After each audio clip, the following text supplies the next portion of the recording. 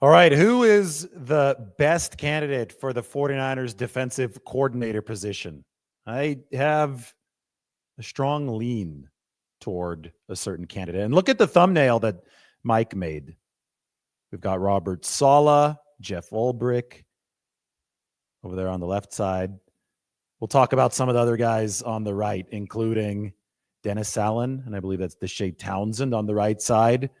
We'll also give you a 49ers salary cap update because I've been working on something big regarding Brock Purdy. It's going to come out on the San Francisco Standard very soon. I think probably within the next 24 hours, but hold tight because when that does come out, you're going to have a whole lot more insight into this Brock Purdy contract situation with the 49ers. And what I've been working on in terms of the salary cap update is the actual sheet where we keep track of all this. And San Francisco's in actually really, really good salary cap position. That's what I have to report. I think it's a significant update right now. This is only stuff that you can get to if you do the legwork, and I filled out the 2025 sheet. I finalized the 2024 sheet. I talked about it a little bit a few days ago. 49ers are going to carry over about $50 million. Guys, this is a perpetual cycle. This is the formula that the 49ers use with the salary cap.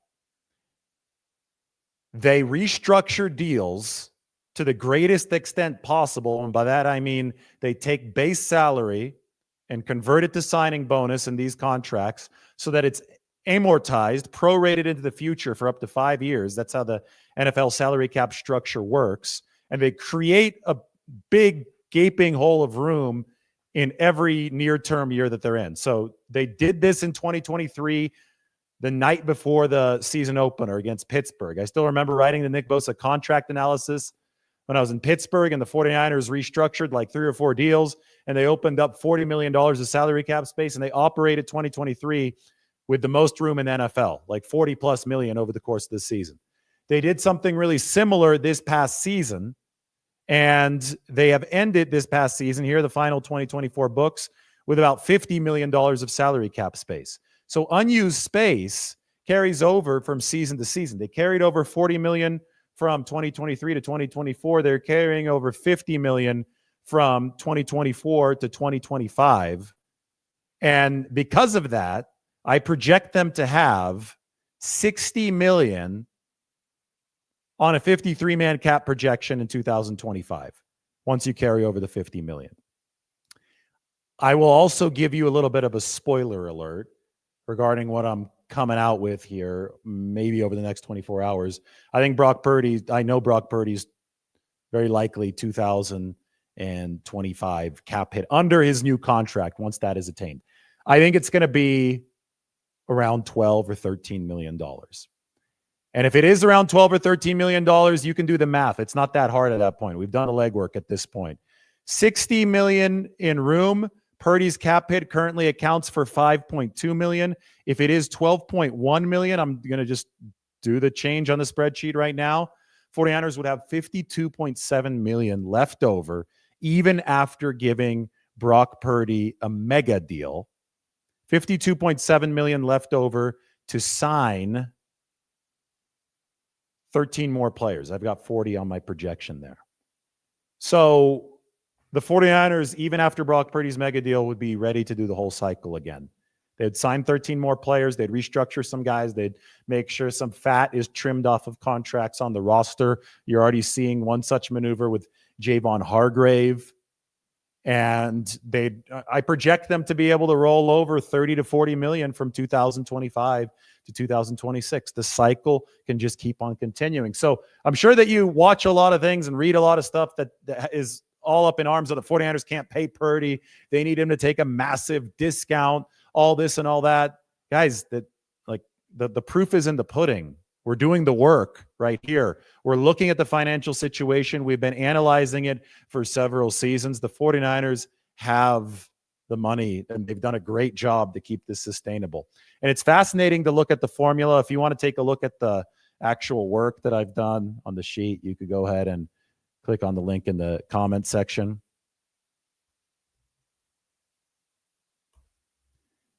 and I have put the link in there. So that's just to get us warmed up. I was just nerding out over that kind of stuff. I'm delving into the sheet, and I figure that if I don't share my knowledge with you here on the channel, what's the point of doing the work at all? Let's share some more knowledge. Let's talk about the 49ers defensive coordinator situation.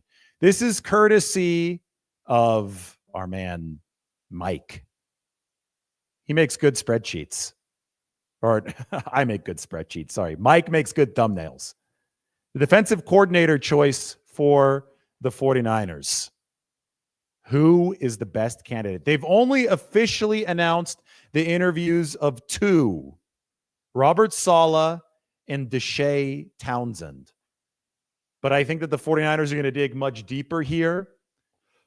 Some people are talking about Lou Anarumo. I saw a few comments to my show earlier today where the talk was, hey, they've got to hire Lou Anarumo. I love the work he did with the Bengals. The Bengals are notoriously cheap, although they did pay Joe Burrow. So quarterback is important. We get it. But, you know, the Bengals didn't retain some of their top defensive players over the course of the past few years. DJ Reader, Jesse Bates is now safety for the Atlanta Falcons. And because of that, the defense for Lou Anarumo did fall off of a cliff in 2024. He did garner a lot of respect over his tenure with the Cincinnati Bengals for making the most out of a limited defensive budget. He also ran both a 4-3 and a 3-4, depending on what the personnel dictated. So he is a versatile defensive coordinator. He's not my top guy, though. My top candidate right now, and the 49ers, again, they haven't officially interviewed him. I keep on circling back to Dennis Allen. If you want the picture, this is Dennis Allen right here to the right of Kyle Shanahan. He's got the Saints visor on. I think that when I'm reading the tea leaves, I'm following the clues, I'm looking at what Kyle Shanahan has said about what he wants, and then I look where the 49ers were most deficient in 2024. I keep on circling back to Dennis Allen. Shanahan, I mean, what he said, and I wrote about this on the San Francisco Standard. We should get this up on the screen because there are a few really, really interesting quotes from Kyle Shanahan that I think help lead us down the correct path. And this is not saying they're going to hire Dennis Allen. This is just me saying I'm trying to connect the dots to see who the best candidate might be. Of course, the interview process has to go well. Of course, the teams have to, you know, even if Dennis Allen were offered the job, they'd have to agree on compensation before anything is signed. So there's a whole lot more to go. But this is what I wrote last week. The 49ers will have 3 new coordinators in 2025. Here are Kyle Shanahan's main options. And then there was just a lot of good stuff in here as far as quotes from Shanahan. One of the main quotes was, "I'm open to anything." This was in response to a question about his willingness to move away from the team's current defensive scheme, which stayed rooted in a 4-3, which has stayed rooted in a 4-3 cover 3 base ever since this regime assumed power in 2017. So Shanahan says he's open to anything, which opened people's minds to coordinators like Lou Anarumo. But then Shanahan said something that might have slightly contradicted that, so I included that quote as well. Read this. Shanahan says, "I'm not saying you have to change schemes, but you have to have the ability, the history, and the knowledge of how to change some stuff up when you're in certain situations. And I do think we need more of that moving forward. I want someone who meshes with what I believe in. You have to come up with the best possible thing that fits our situation right now." Boom. This right here, I believe, is the strongest set of clues in a quote from Kyle Shanahan as to what he'll be pursuing at defensive coordinator. I think that the headline news, and I made sure to include that, was, "I'm open to anything." But I think that the key news is this right here. I'm not saying you have to change schemes, but you have to have the ability, the history, and the knowledge of how to change some stuff up when you are in certain situations. That is the be-all, end-all. I'll get this back up on the screen so we could talk about it a little bit more. With Dennis Allen, you have somebody who fits the 4-3. And Kyle Shanahan right here says you have to come up with the best thing possible that fits our situation right now. So when you look at that, you think, okay, the 49ers don't want to do mass personnel change.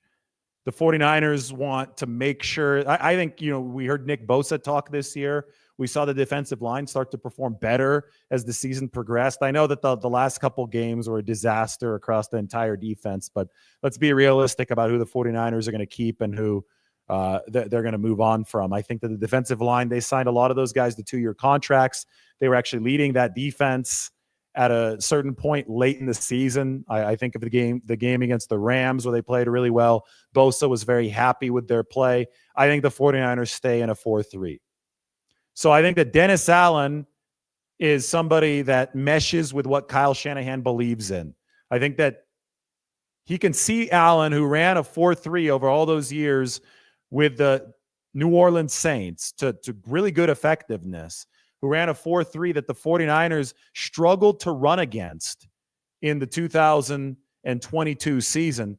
He sees Dennis Allen, I think, as somebody who can port that to success with what the 49ers are running, because there is a demonstrated desire right here to continue along with some of what has already worked. And we ask ourselves, what already worked in 2024? Well, a lot went wrong in that season, but the one component of the defense that seemed to really click at the time when the 49ers peaked, and that was in those back-to-back games against the Bears and the Rams, was a healthy defensive front with Nick Bosa running the 4-3. I'm not convinced that the 49ers are going to move away from the wide nine. I know they want to stay with a four-man front. The wide nine might be a separate question, and it might be dependent on how these defensive coordinator interviews go, because I'm sure the candidates are going to have feedback of their own. So that's something that we can shelve for another time. Right now, we're just talking about the DC who's actually going to come in.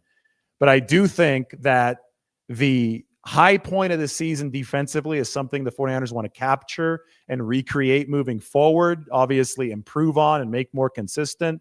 And I think those games, what was it, week 15 and 16, week 14 and 15, the Bears and the Rams, when the front was playing the way that it was playing, those are the games the 49ers are going to want to recreate. Now, it's not just the front. It's about the entire front seven. It's about the linebackers too. That's what the 4-3 is all about. 4 down linemen, 3 linebackers.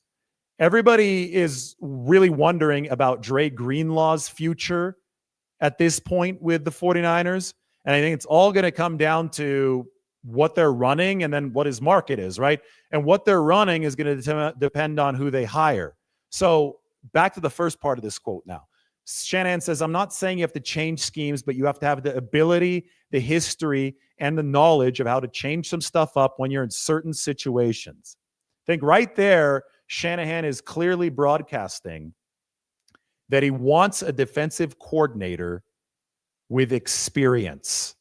He needs a DC with experience. Yes, they did interview Deshae Townsend, but Townsend's never been a defensive coordinator at this level before.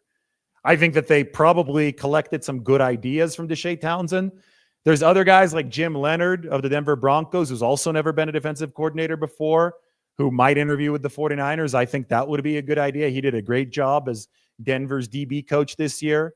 We talked about Deshae Townsend being a DB coach for the Detroit Lions, and I thought they did some nice things with coverage this year, especially with limited personnel. I think it's fine for the 49ers to gather intel from some of these young up-and-comers, but the biggest issue that they ran into this past season was that Nick Sorensen was a young up-and-comer, and he wasn't quite ready for the bright lights of the defensive coordinator job. He wasn't ready to execute what Kyle Shanahan talked about here. You have to have the ability, the history, and the knowledge of how to change some stuff up when you're in certain situations. They're going to need somebody, and I think Kyle Shanahan wants somebody that's sitting on an encyclopedia of experience, somebody who has seen a surprise 4-wide set, somebody who's seen a lot of RPO stuff, somebody who's seen a play action based offense like the Detroit Lions, who might again be the class of the NFC next year that the 49ers have to take down. A defensive coordinator that has seen all those formations at the NFL level and has seen permutations of them at the NFL level and will be able to adapt on the fly. That's what Kyle Shanahan specifically said that he wants. And out of the candidates that we have talked about so far, and we could look at the picture again because Mike did such a good job with that. I think that Ulbrich has seen his share of stuff in the NFL. Saleh has as well, but Saleh might not be a realistic candidate. He's interviewing tomorrow or Thursday for the Raiders head coaching job. If he takes a head coaching job, and today was the Jacksonville interview for him, Jacksonville seems to really like him. If Saleh takes a head coaching job, you can cross him off the list. Then the guy with the most experience here that's available right now would be Dennis Allen. That's the one coach that would fit the profile that the 49ers are looking for. I have talked about the last week, my main thing has been blitzing. Who can bring a solid blitz? Who can bring a disguised blitz?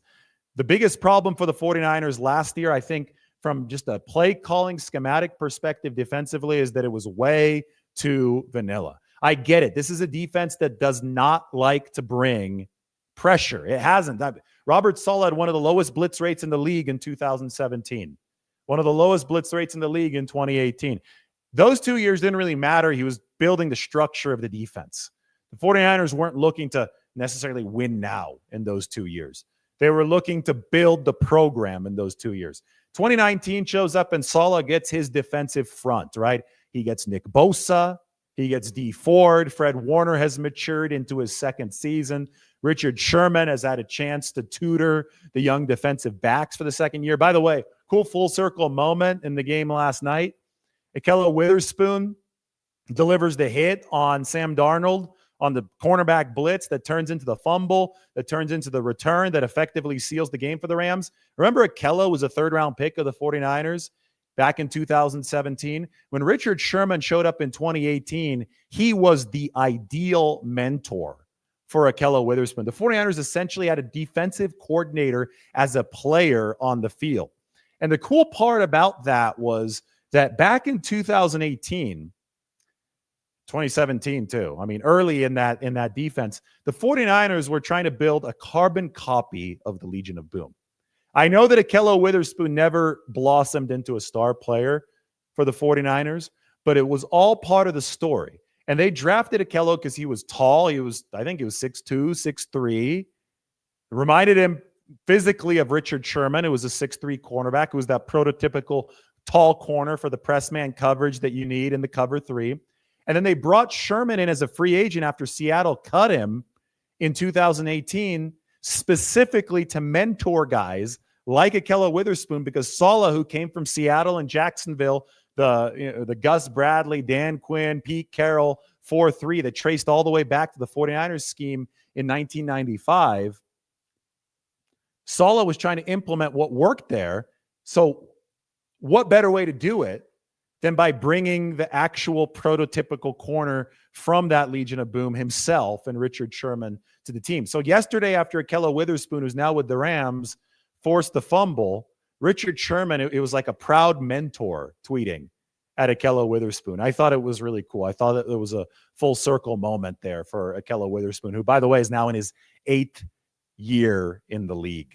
So he's hung on for a while. And I know that I just thought it was neat, too, that he was known as not being the most physical player for the 49ers. They can never really get him to deliver the physical mentality that somebody like Richard Sherman had. There was glimpses of it that he showed in that 2020 season before he was a free agent. But Ahkello finally showed that, I think, a little bit with the Rams last night. Just goes to show you that players can develop over time. Anyway, they had Sherman. And this is about the 49ers defensive evolution from 2017 to 2019 and beyond. Sherman was on the team. The defensive line was stocked up. The linebacker position had matured. Dre Greenlaw was a rookie in 2019. Finally, Saleh had the pieces to legitimately pass rush with 4 men, which is the key for any NFL defense since the beginning of football. And he didn't need to blitz in 2019. So whereas 2017 and 2018 could have used some blitzes, who cares? The 49ers were building the program. They were building for the structure that they were finally able to enjoy in 2019 when they had the pass rush with 4 men, and their blitz rate was among the lowest in the league. You know when the 49ers blitz rate first increased under this regime was in 2020. That was when Nick Bosa got hurt. Dee Ford got hurt. The defense's best pass rusher was Kerry Hyder, at least on the edge rushing position. And they needed to blitz. So the blitz rate went up in 2020. And Robert Saleh found a way to salvage good efficiency from the defense. They remained ranked in the top 10 in 2020, despite the fact that they lost so much due to injury. That was the Jason Verrett year, by the way. He was awesome in 2020. So the 49ers adapted in 2020 under Robert Saleh. He was able to maintain a top 10 defense despite a bunch of injuries. He's able to do what Nick Sorensen was unable to do in 2024. Saleh got hired away by the Jets. So the 49ers promoted DeMeco Ryans to be their defensive coordinator in 2021. This is inconvenient for a lot of people because they try to simplify the past and they don't mention the ups and downs and the complicated nature of everything. But in 2021, over the first half of the season, the 49ers had a bad defense. They're ranked number 20 over the first half of the season under DeMeco Ryans. Do you guys remember the Arizona game where Colt McCoy came into Levi's Stadium? The backup quarterback for the Arizona Cardinals with Kyler Murray done for the year with a torn ACL. McCoy came in and hung, I think they hung 40. They at least hung 30. No, it might have been 30. It was 30 plus on the 49ers. Like 31-17, I think was the final score. But Eno Benjamin, the backup running back for the Cardinals, literally ran over Drake Kirkpatrick, 49ers cornerback. The 2021 49ers set an NFL record for the most pass interference yardage. They committed like 16 pass interference penalties that year. They gave up nearly 400 yards in pass interference yardage that year. It was a downright bad defense, and it was a bad run defense, and it was a bad pass defense for the first half of the year, or at best a mediocre run defense. DeMeco Ryans made an adjustment midway through the year to bring that 49ers defense back to life. What he did is Eric Armstead was playing the 5 technique. He was playing defensive end, and then he was playing some defensive tackle, but not much. He was shifting inside in certain personnel packages. The decision was to move Eric Armstead inside full-time. Let's make Eric Armstead a defensive tackle, DeMeco Ryans said. I'm sure he conferred with Chris Kasarik before this. He said, we're moving him inside. We need to command the interior, operating this wide 9 and stop the run. The pass defense is already brutal. We don't have enough cornerback talent to make things work. So we have to cobble things together by at least being a good run defense to set up pass rushing opportunities. So they moved Armstead inside. They turned into the number 2 run defense over the rest of the season. So one of the most epic and epically successful adjustments the 49ers have made defensively in the Shanahan era. And guess what they also did over the second half of that 2021 season to be good? DeMeco Ryans blitzed, and he blitzed successfully. It took him a while to get a hang of it because he was a new defensive coordinator. But by the second half of the season, DeMeco Ryans was dialing up pressure with the best of them. I mean, there was a game against Cincinnati I talk about a lot. The Bengals ended up going to the Super Bowl that year. They were within a play of beating the Rams, kind of like the 49ers were within a play of beating the Rams in the NFC Championship game 2 weeks prior to that. The Bengals in that game were torching the 49ers in a comeback. Like, San Francisco jumped out to a big lead. I remember Deebo Samuel doing good stuff, Jimmy Garoppolo doing good stuff. I remember the Bengals muffing a couple punts in that game. So the 49ers were in position to beat them, but then the Bengals started torching Ambry Thomas. They started using Jamar Chase. Started going to their top weapons, right? And When Cincinnati did that and they started coming back, the 49ers ran into a situation that reminded me in retrospect of what Kyle Shanahan talked about in his press conference last week. He said, you have to have the ability, the history, and the knowledge of how to change some stuff up when you're in certain situations. DeMeco Ryans was a rookie coordinator at the time, but I think based on what he did during that game against Cincinnati, it was ascertained that this guy was a prodigy. This guy was ahead of his time. This guy was on the fast track to be a head coach because he dialed up some blitzes that Joe Burrow and the Bengals were not ready for in that game as a first-year coordinator down the stretch after not calling blitzes early in the game. The most successful one was K'Wan Williams, either in the fourth quarter or overtime. I tend to have a semi-photographic memory, but it's not precise enough to remember if the K'Wan Williams, the shark blitz, was in the fourth quarter or overtime. But Ryans dealt the blitzes that needed to be dealt to push the 49ers past the Bengals, and then they won a few more games, and then they eventually found themselves in the NFC Championship game. I mean, think of the coordinating that had to happen for the 49ers, as shorthanded as they were, to shut down Aaron Rodgers and Davante Adams with Dante Johnson as one of their primary cornerbacks in the divisional round playoffs. The Dallas Cowboys were the number one offense that year, and the 49ers also shut down Dallas for the majority of the game. It wasn't until the fourth quarter of the NFC Championship game, after Jaquiski Tartt had dropped an interception, that was one of the great butterfly effects that we'll ever see. I mean, if Jaquiski Tartt catches that interception, I was texting with a friend today. He said he called a true butterfly effect play. It would have placed Tartt permanently into 49ers lore, and the 49ers would have probably also beaten the Bengals in the Super Bowl 2 weeks after that. But we're not here to talk about the Tartt drop. We're here to talk about the fact that DeMeco Ryans adjusted the hell out of a bad defense and turned it into a unit that was one dropped interception away from going to the Super Bowl, where all they would have had to have done is beat a team they had already beaten to win a Super Bowl. So Shanahan had that at the defensive coordinator position in 2021. It took Ryans about half a season to figure it out. Once he figured it out, lights out with worse personnel to end 2021. By 2022, they added Charvarius Ward, so they had their lockdown cornerback. Ryans was a veteran coordinator, and the 49ers, history tells us, were just fine. They were the number one defense in the league. So Ryans gets hired away. 2023, they run out of internal promotions. They obviously didn't want to promote Nick Sorensen quite yet. So what do the 49ers do? Well, they decide to bring in outside help. They bring in Steve Wilks. But they love what they were already doing. They just didn't have the leadership on staff, at least according to Kyle Shanahan's appraisal of the situation, to go with an internal promotion. And they went with Steve Wilks, who was new to the system. Shanahan made it a point to tell Steve Wilks, you have to assimilate to our system. You have to do what my dad did, Mike Shanahan did in 92, when George Seifert told him, this is how the Bill Walsh system works. You learn the defense. Seifert was the original defensive coordinator under Bill Walsh, or he's the original DB coach, moved up to DC. But you learn the defense, then you could sprinkle in your own stuff. The 49ers thought they could walk this tightrope with Steve Wilks, where he would sprinkle in his own coverage concepts, but still maintain the structure of the 49ers defense.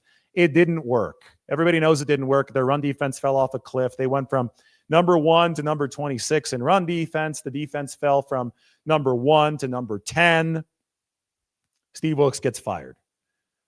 So Shanahan, when he sits down after the 2023 season, after firing Steve Wilks because of that regression, because that just didn't work out, he's thinking long and hard. And remember, it's already mid-February because the 49ers have played in the Super Bowl that year. The best defensive coordinator candidates are scooped up. He knows he can't run it back with Wilks because he doesn't like the direction the defense was heading.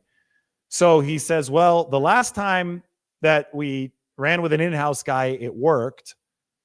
Maybe Nick Sorensen has learned enough in the 2023 season to be polished enough to take the job now. So he promoted Nick Sorensen. Now, history tells us that these were two missed defensive coordinator hires in a row. They missed on Wilks. Obviously, they missed on Sorensen. He wasn't quite ready yet. They also tried to augment the Sorensen hiring with the Brandon Staley hiring because they figured that a guy with some DC experience in a different system, Staley comes from the Vic Fangio tree, the 3-4 tree. They figured that having that sounding board, that mind in the room would allow the 49ers defense to continue to evolve. It didn't work. I get it. We've covered why and how it didn't work, but the defense dropped even further from number 26 to number 29 against the run, and they finished miserably. They finished at number, what was it? I think 26 overall. So that's why the 49ers are back at the drawing board that they're at now. And I think that all logical thought leads to a very similar conclusion. And that is, this defense has run the gamut with internal promotions. I mean, they finally hit the limit with Nick Sorensen, but they still need to evolve outside of their existing structure, which they like, by the way. They still like their existing structure, but it must be tweaked and modified so they're more adaptable, more flexible than this past season when Sorensen only dialed up blitzes with 2 or more men 1.7% of the time. So given the fact the 49ers need to satisfy all these conditions, I think you need to go outside the building to an experienced voice who can run the 4-3, but can also sprinkle in graduate level knowledge of the rest of the NFL into how the 49ers can counteract that knowledge with their defense. So we go back to the great thumbnail. We go back to this. And we see Saleh. Like, I think Saleh is everybody's favorite because of the fact that we know he can run the 4-3. We know he implemented the system. And we also know that he has evolved as a coach. I mean, he had to go through the ringer as the head coach of the New York Jets.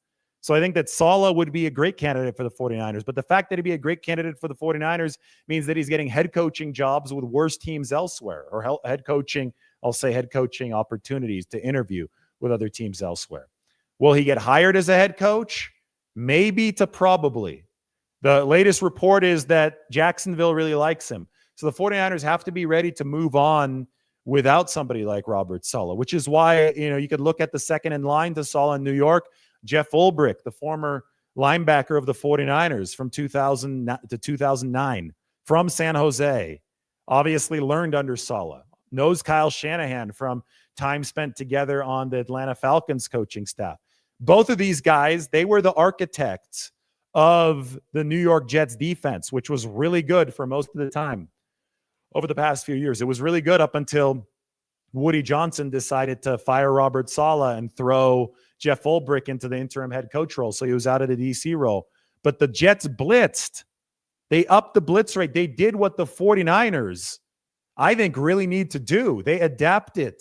It wasn't just the same old 4-3 that Saleh had run with the 49ers that he had learned in Seattle and continued learning in Jacksonville under Gus Bradley, who's also available, by the way. It wasn't just that same scheme. It was an evolved scheme that kept the Jets in the top 5 for most of that tenure defensively. They finally dropped out of that top 5 after the big shuffle that was caused by ownership. So you have to like Ulbrich for that reason. You have to like Saleh for that reason. But if you really want experience and Saleh is not available, you can slide over here to Dennis Allen. Dennis Allen ran the 4-3 under Sean Payton for years and years and years. And it was quietly one of the better defenses in the NFL, and it was quietly one of the best third down and red zone defenses in the entire league. So everybody talked about Sean Payton and Drew Brees and an offense that obviously was breaking NFL records. But the reason those Saints were perennial contenders was because they filled things out on the defensive side of the ball as well. And that is a credit to Dennis Allen and what he was able to build in New Orleans. A lot of the studying that I've done on Dennis Allen over the course of the last week or so, as I'm considering the 49ers are going to bring in a defensive coordinator. He varied his 4-3 looks a lot. And that, again, that goes back to what Kyle Shanahan said that he wanted. He blitzed a lot. That also goes back to what Kyle Shanahan said that he wanted. And he had success against the 49ers specifically. Not in 2019, mind you. That's when Jimmy Garoppolo lit up the Saints. But Drew Brees was lighting up the 49ers and Robert Saleh. I mean, that was a Saleh and Dennis Allen game, right? The 2019 game, the 48-46 game at the Superdome. By the way, speaking of the Superdome, speaking of Dennis Allen, former coordinator and coach of the Saints, I'm going to digress really quickly. You guys see the Bill Walsh book, like right there behind me? It's a little bit blurred out. I'm reading another Bill Walsh book. That one is downstairs. Did you know that the 49ers' first road win under Bill Walsh, which was a huge, monumental thing for what would become the 49ers dynasty, happened at the Louisiana Superdome? It was a win against the Saints to open the 1980 season. So 1979 was Bill Walsh's first year. 49ers did not win a single road game that year. They're terrible. They went 2-14. They weren't very good in 1980. They finished 6-10, but they started that season 3-0. And that was the year where they started mixing Joe Montana in more frequently with Steve DeBerg. Montana was in his second year. By the end of the season, Montana had fully taken over the starting job. And by the end of the season, he also had the big comeback win over the Saints at Candlestick under his belt. It was 35-7 at halftime. 49ers were getting outgained like 311-24 at halftime. The crowd was already leaving. Montana led the 49ers from behind. I think they won 38-35. They were down 35-7. Great game, but it was the first game of that season in New Orleans that was the first road win of the, I was about to say Kyle Shanahan, of the Bill Walsh era. Just some cool Saints trivia for you. Happened against New Orleans. Anyway, that 2019 game at the Superdome featured the 49ers and the Saints, and it featured Dennis Allen on one side, and obviously the 49ers and Jimmy G and George Kittle and Emmanuel Sanders, Raheem Mostert. They eviscerated that Saints defense. But it happens. Other side, the 49ers had the number 2 defense in the league, and Drew Brees eviscerated them. 48-46 games. They're exciting. 49ers won it. Robbie Gould hit the field goal at the end after George Kittle did his WrestleMania impersonation. It was the 2022 game that if the 49ers do end up hiring Dennis Allen, I'm going to point back at that 2022 game as an inception point. In 2022, the Saints came to Levi's and got shut out. They didn't score. I don't care what they did on offense, though. I think Bridgewater was their quarterback that year. What they did on defense was very impressive because that was the McCaffrey version of the 49ers. The 49ers were rolling at that point. That was after the Mexico City win over the Arizona Cardinals, where they just eviscerated Arizona. That was after the trade. That was when the 49ers were on their 10-game win streak. Jimmy Garoppolo was on fire. And New Orleans came in and held the 49ers to 13 points. And at the time, people were like, oh, yeah, defensive battle. Offense played a sloppy game. Well, Kyle Shanahan, that was the outside level talk. The inside level talk was Shanahan was impressed with that Saints defense, which was led by Dennis Allen. He was a first-year head coach. He had been just promoted from defensive coordinator to head coach after the departure of Sean Payton. And I think that now that Allen is no longer the head coach and he's a free agent, if he does want to coach again, if he wants to be a coordinator this year, and if the 49ers do interview him, and if he does come in based on some of the tea leaves that I'm reading, based on what Kyle Shanahan wants, I will look back at that 2022 game because I think that Dennis Allen earned a lot of respect with Kyle Shanahan. It's not just about the games. It's about the fact that you have to prepare for these coaches. So Shanahan will spend an entire week studying the Saints ahead of any game against New Orleans. And when you're in your office and you're delving into this tape, you see the tendencies that these defensive coordinators have. And in a way, it's a job interview before an actual job interview happens. You're like, oh, nice. Well, I see what Dennis Allen is doing. You're watching his entire body of work from that season, and then you're trying to make a game plan against it. So those are my thoughts regarding the defensive coordinator search. I know it's complex. I know I go through the history, but I think it's important to use the history to learn about what Kyle Shanahan may or may not want with the 49ers.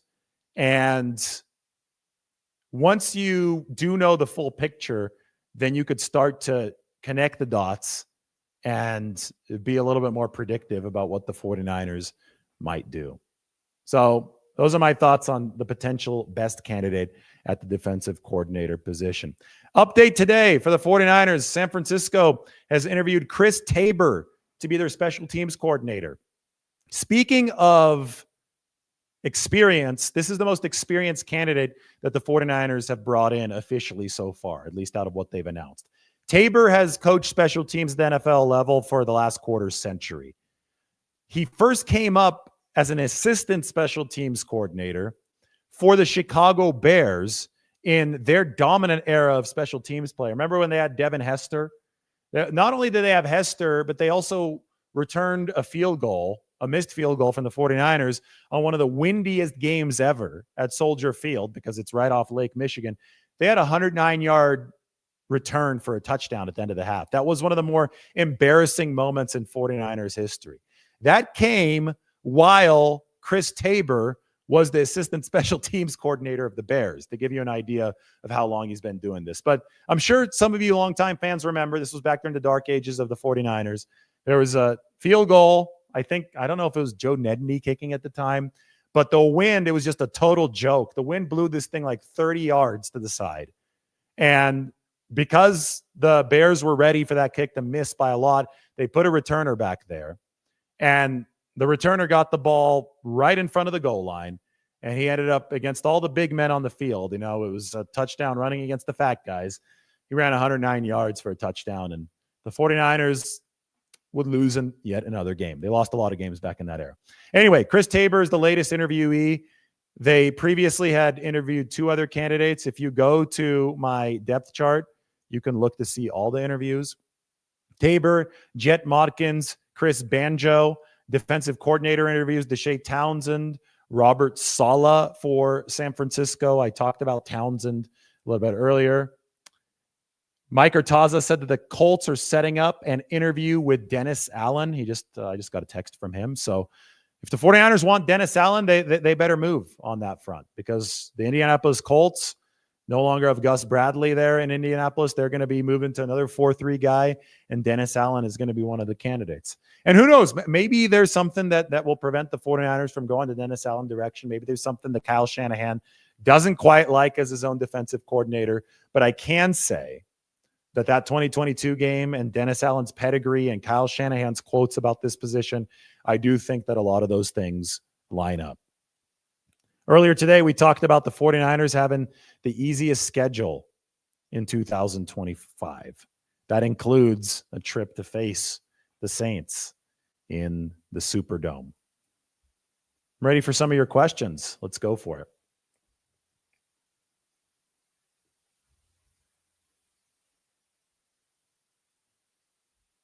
We started this off with the salary cap update, by the way. 49ers, I project at $60 million of room in that 2025 season on the 53-man cap projection.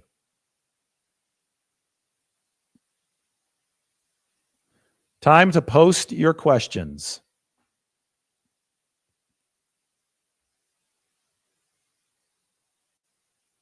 What's my drink? I've been drinking tea lately because I'm doing some of these shows with a little bit of a cold. I might have developed the cold by doing shows in 36-degree weather outside. I'm inside now. The fire is burning. It's getting a little warm in here, though.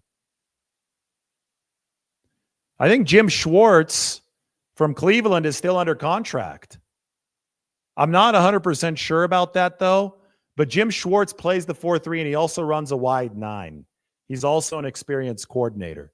So if the 49ers really want to keep the front exactly the same, yes, Schwartz could be a good candidate, but I'm not sure if he has the freedom to move this offseason, similar to Jeff Ulbrich last year.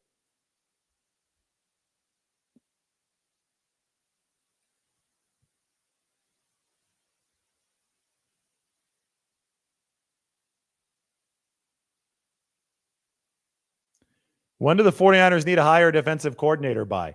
As soon as possible. You know, if you're really looking for an experienced guy, you want to take advantage of the fact that you have a little bit of a head start, because you didn't go to the Super Bowl this year. You've got most of January to get this done. So last year, I think the 49ers found themselves in a bit of a bind because they didn't have the ability to move until later.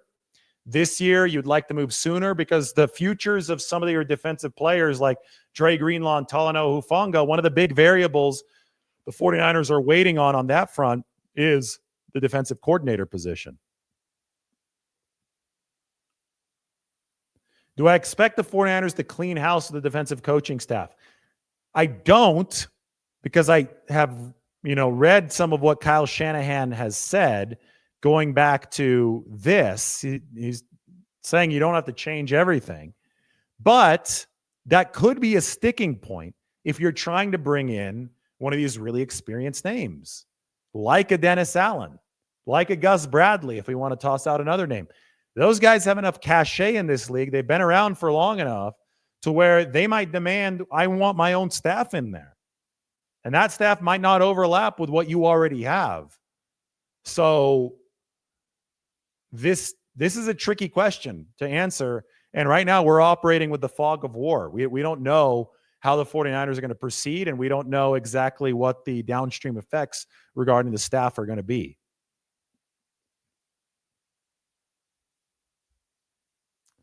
Don says Saleh's risky because coaches will try to poach him again, but he's definitely worth the risk. Well, the thing, though, is that you don't know if Saleh's even going to be available this time around. That's still TBD.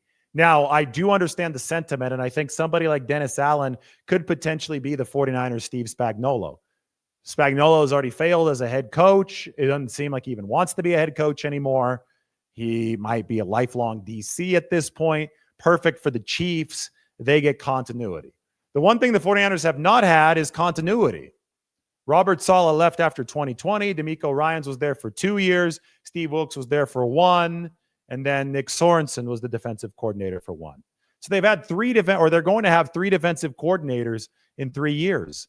That certainly is not ideal. The 49ers would certainly like to have some more stability at that spot. And that's another reason that you look at somebody like Dennis Allen, because I think that he could potentially bring that for the 49ers.